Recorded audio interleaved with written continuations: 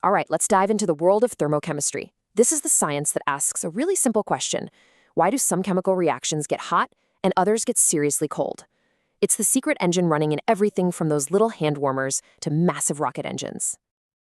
I mean, think about it. You've probably used a hand warmer on a freezing day, right? Or maybe you've twisted one of those instant cold packs for an injury. One gets blazing hot, the other gets icy cold, but they're both just simple chemical reactions. So what's the deal?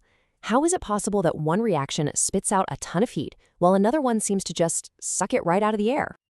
Well, the secret is all about the hidden language of energy in chemistry.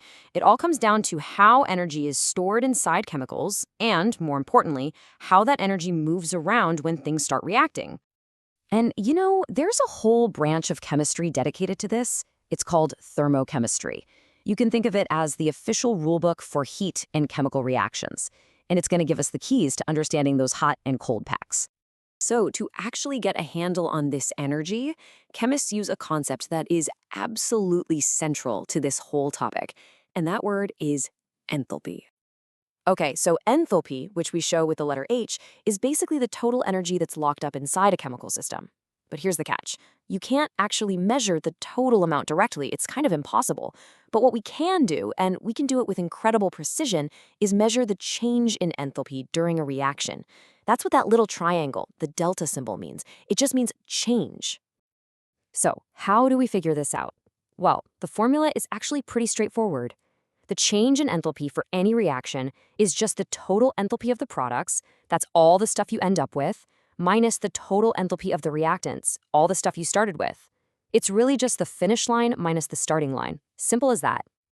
To really get this, let's think about it in a totally different way.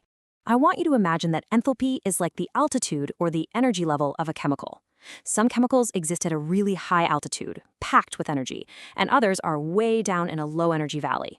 A chemical reaction then is basically like taking a hike from one altitude to another. So that's the big question, right? If a reaction is a hike, is it going uphill or is it going downhill? Is it going to release a bunch of energy as it rolls down, or is it going to need to absorb energy just to make the climb? And this breaks down into two main types. Over on the left, we've got exothermic reactions. The easiest way to remember this is exo sounds like exit. Heat is exiting the system. This is our downhill hike. The products end up at a lower energy level than the reactants. That energy has to go somewhere, so it gets released as heat, which is why the enthalpy change is negative. That's your hand warmer. Now on the right, we have endothermic reactions. Endo kind of sounds like into, right? Heat is going into the system. This is an uphill hike. It needs to pull in energy from its surroundings to happen, which is why things feel cold. The enthalpy change is positive, and that's your instant cold pack. Let's look at this visually. For an exothermic reaction, see how the reactants start at a high energy level? The reaction happens, and boom, the products end up at a much lower energy level. That difference, that big downhill drop in energy, is what gets released into the surroundings as heat. And on the flip side, here's the endothermic reaction. The reactants start out way down low. To get all the way up to the high-energy products, the reaction has to pull in energy from its surroundings. It's a tough uphill climb, and that absorption of energy is exactly what makes the outside world feel colder. All right, this whole uphill-downhill energy hike analogy is great, but how do scientists actually, write this stuff down? How do they map out this chemical journey in a way that's precise and that everyone understands? This is where something called a thermochemical equation comes in. It's not just your regular chemical equation. It's like a supercharged version. It's a complete map that shows you not only the chemical route, but also the exact change in altitude, the energy change, for the trip. So, to write a proper thermochemical equation, you need three things, no exceptions. First, obviously, it has to be a balanced chemical equation. Second, you have to specify the physical state of every single substance, solid, liquid, gas, or dissolved in water. This is crucial because, melting ice takes energy too. And third, the most important part, you have to include the value and the sign, is it positive or negative, of that enthalpy change. Okay, but wait. If everyone is starting their energy hike from a different altitude, how can you possibly compare the results? Well, you can't. And that's why scientists came up with something called the standard state. You can think of it as sea level for chemistry. It's a set of agreed-upon starting conditions. 1 bar of pressure and a nice room temperature of 25 degrees Celsius. This way, every measurement is consistent and comparable.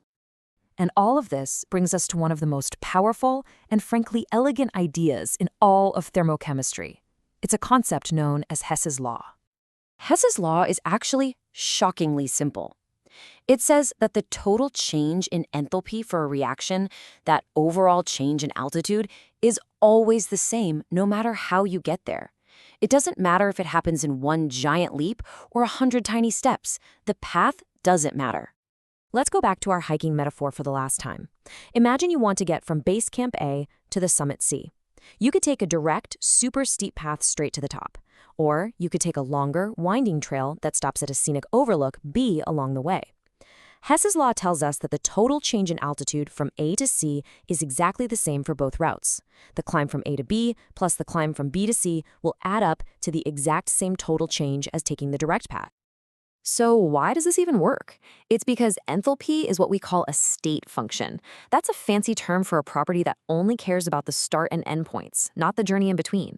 Think about your bank account balance. It's a state function. All that matters is how much money is in there right now, not the crazy series of deposits and withdrawals that got you to that number. Enthalpy is the exact same way. So what's the big takeaway here?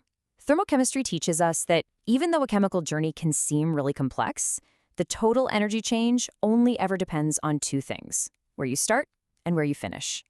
And this incredibly simple rule is what allows scientists to figure out the energy of reactions they could never even measure directly.